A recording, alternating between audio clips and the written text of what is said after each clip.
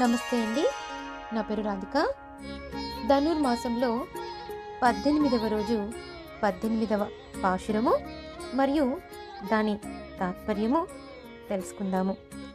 18వ పాశురంలో ఆ శ్రీకృష్ణ పరమాత్ముని కీర్తించటం కోసం వచ్చినటువంటి గోపికలు యశోదాదేవిని గడియ తీయటం కోసం ఎలా పిలుస్తున్నారో అనేది చూద్దాం. బ్యాకప్. ముందుగా గోదాదేవి ప్రార్థన.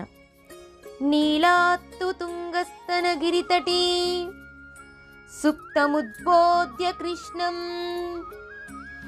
పారార్ధ్యం స్వం శృతి శత శిర సిద్ధమధ్యాపయంతి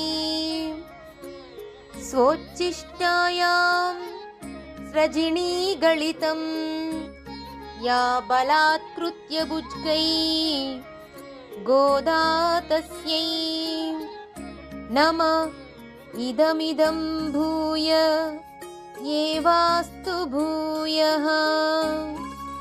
18వ పాశురము. ఉందు మద కళిత్తన్ ఓడాద తోల్వళియన్ நந்தகோபாலன் மருமகளே நப்பின்னாய்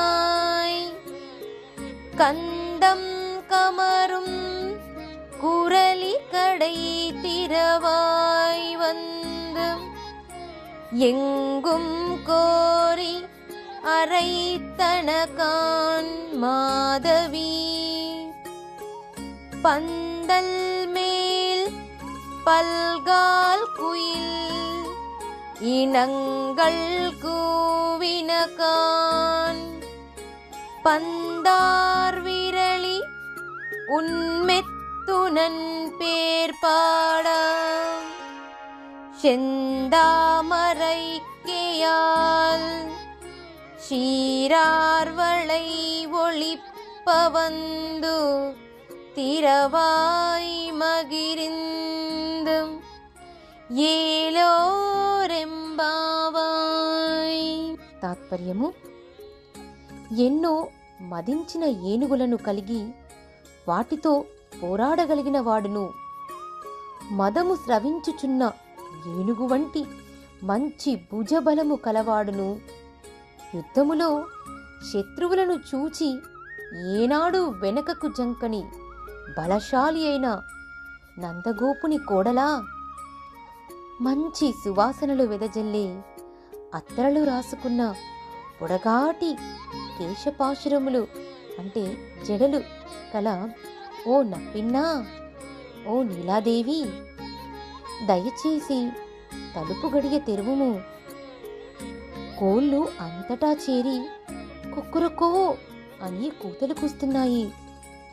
మాధవీలత, జామ చెట్ల మీద, పాకిన పందిరి మీద గుంపులు గుంపులుగా కూర్చున్న కోయిలలు కూ కూ అని రాగాలు పలుకుతున్నాయి. కావున తెల్లవారింది చూడుము. పూలబంతితో ఆడుకుని ఓ మేల్బంతి, నీలా నీ చేతి గాజులు గల్లు గల్లు మనగా తలుపు తీయగ రాదటే. మా బావ ఆ పరమాత్ముని గుణగణములు ధైర్య సాహసములు కీర్తించుటకు వచ్చితిమి.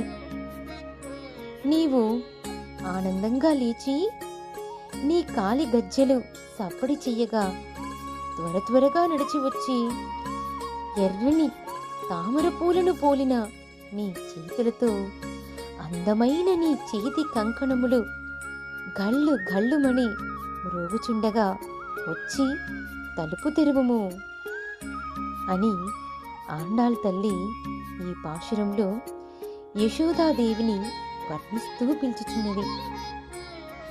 ఆండాళ్ తిరువడిగలే శరణం.